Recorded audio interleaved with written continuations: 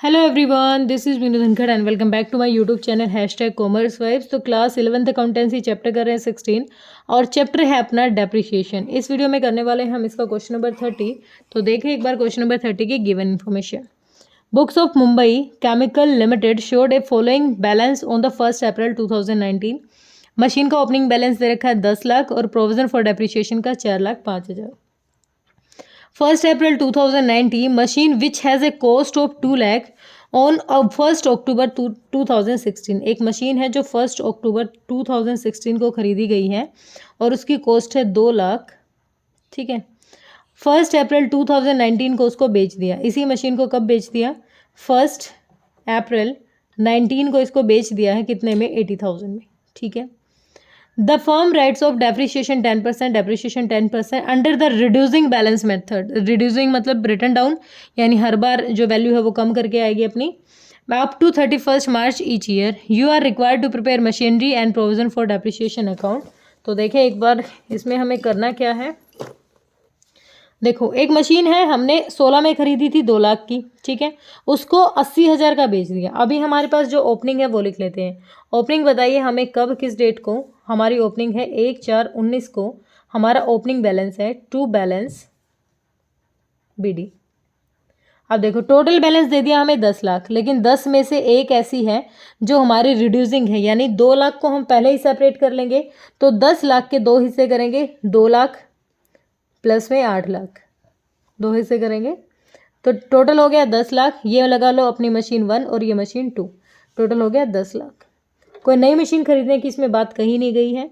तो अब देखो, इसको बेच दिया गया है कब? इसको बेचा है 1 अप्रैल 19 को। 1/4/19 को इसको बेचा तो by bank account, by bank account M1 को बेच दिया है। मशीन 1 को बेचा है कितने में? 80,000 में। अब हमें काम क्या करना है? देखो, डेप्रिसिएशन का भी हमें ओपनिंग दे रखा है तो 1/4/19 को by balance BD, by balance BD कितना दे रखा है? ये 4,05,000। ओके, अब जो मशीनरी है हमारी जो हमने 16 में खरीदी थी, तो यहाँ पर हम 16, 17, 18, 19, टोटल हमें 4 साल का डेप्रिसिएशन लेना है। 16 में 2 लाख पे कितना डेप्रिसिएशन लगा होगा भाई? 2 लाख की मशीनरी थी, अक्टूबर में खरीदी तो अक्टूबर, नवंबर, दिसंबर, जनवरी, फरवरी, मार्च, यानी 6 महीने का डेप्रिसिएशन। किस रेट से? 10% से। काट दो, 6 दूनी 12, 2 10, टोटल 10,000 हमारा डेप्रिसिएशन लगा होगा। ठीक है, अगले साल कितनी? 17 में कितना लगा होगा भाई? 2 लाख में से पहले 10,000 घटाओ, कितना रह गया? 10,000 घटाओ, रह गई हमारी 190। 190 पे 10%, 190 पर 10% लगा तो कितना रह गया? 19,000।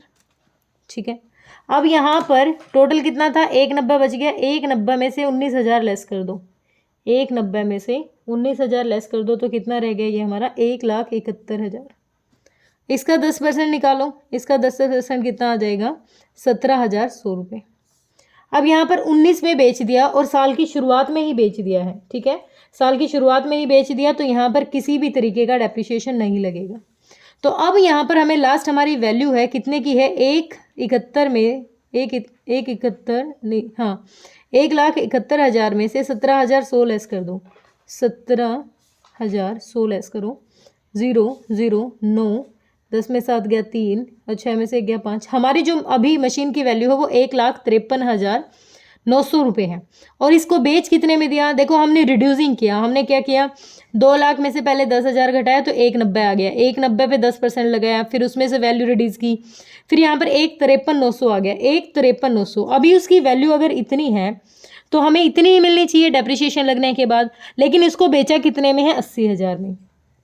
80,000 में बेच दिया। 0 0 9 3 और 15 में से 8 गया 7, यानी 73,900 रुपये का क्या हो गया बेटा? ये लॉस हो गया। क्या हो गया? लॉस। अब देखो, हम लॉस लिख सकते हैं तो by PNL account, PNL account machine 1 loss है, ये अपना लॉस कितना है?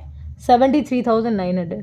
और टोटल डेप्रिसिएशन कितना है? By provision for depreciation account. Total depreciation कितना है? 10 19 29, तो 10 29 29,000 प्लस में 1,700 प्लस, बस इतना ही है। तो टोटल हो गया अपना 46,100। टोटल हो गया 46,100। ठीक है, ये अपना डेप्रिसिएशन हो गया। ठीक है, ये वाली क्लियर। अब हमारी बस एक मशीन रह गई, तो हम इसको भी क्लोजिंग कर देते हैं, यहाँ को सेटल कर लेते हैं। 31/3/20, 31/3/20 को अपना क्लोजिंग क्या जाएगा, बाय बैलेंस CD। कितना क्लोजिंग जाएगा भाई, एज इट इज रह जाएगा 8 लाख। तो इधर 10 लाख हो गया, और इधर कितना, इधर भी 10 लाख। ठीक है, डन, ये हो गया। अब देखो यहाँ पर हमारी इस साल डेप, इस साल कुछ लगा नहीं, लेकिन हमने जब ये बेची है 1/4/19 को, हमने कब बेची है, 1/4/19 को बेची है 80,000 में। तो यहाँ तक का टू मशीनरी अकाउंट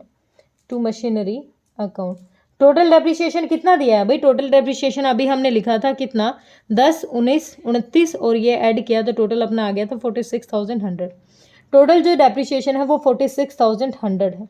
ठीक है, लेकिन हमें इसका भी डेप्रिसिएशन लेना है। कौन से का, हमें इसका भी लेना है कि भाई 8 लाख है, और 8 लाख का डेप्रिसिएशन टोटल हमारा कितना बन जाएगा, ये भी हमें लेना है। ठीक है, तो एक बार देखें यहाँ पर इसको कैसे करेंगे। ठीक है, तो अब जो डेप्रिसिएशन हमारा लगेगा, ये यहाँ पर ओपनिंग दे रखा है, फिर हमने देखा इसमें से 46,100 हमारा जो डेप्रिसिएशन है पूरे साल का था। तो इसका मतलब इनका यहाँ तक डेप्रिसिएशन था। मैं लिख सकती हूँ यहाँ पर हमारा डेप्रिसिएशन कितना रहा होगा, यहाँ पर डेप्रिसिएशन है भाई अपना बाय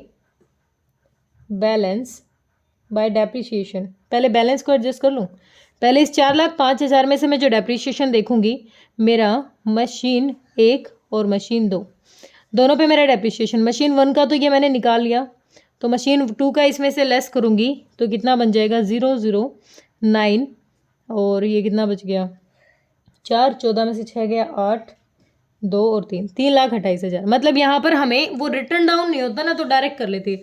रिटर्न डाउन है तो मतलब जो ये मशीनरी है 3,28,000, इन दोनों का टोटल मिल के देखो, एक मिनट, दोनों का बता रहा है 4,05,000 डेप्रिसिएशन। अगर हमारा इतना निकला है, तो हमारी जो मशीन 2 है उसका कितना रहा होगा, 3,28,900 रहा होगा, 3,28,900। ठीक है, अब हमारा इस साल कितना डेप्रिसिएशन लग गया भाई, अगर 3,28,900 है आउट ऑफ 8 लाख, 8 लाख में से अगर वो अब तक इतनी घट चुकी है 3,28,900, तो अब कितना रह गया, 1, और 9 में से 8 गया 1, और 9 में से 2 गया 7, और 7 में से 3 गया 4। अब वो मशीन बची हुई है 4,71,100 की। तो अब इस पे डेप्रिसिएशन कितना लगेगा भाई, इसका भी 10%, तो अब इस पे डेप्रिसिएशन लग जाएगा 47,110। इस पे ये डेप्रिसिएशन हमारा लग जाएगा। ठीक है, तो हम लिखेंगे यहाँ पर अपना, अब जो हमारा डेप्रिसिएशन है 31/3/20 को जो अपना डेप्रिसिएशन होगा बाय डेप्रिसिएशन अकाउंट, कितना, M2 पर कितना लग जाएगा भाई, डेप्रिसिएशन हमने लिखा ना 47,100 ड्यूरिंग द ईयर का है। अब टोटल करो तो टोटल हो जाएगा इधर का 0, 1, 1, 7, 5, 12 और 5 और 4, 4,52,000। 1 मिनट, 52 नहीं होगा, 4, 7, 5, 12, ठीक है, 4 और 1 5, हाँ ठीक है, 4,52,100 हो जाएगा। थोड़ी सी मुझे फ़ोन की हेल्प लेनी पड़ेगी क्योंकि कैलकुलेशन में गड़बड़ हो गई है।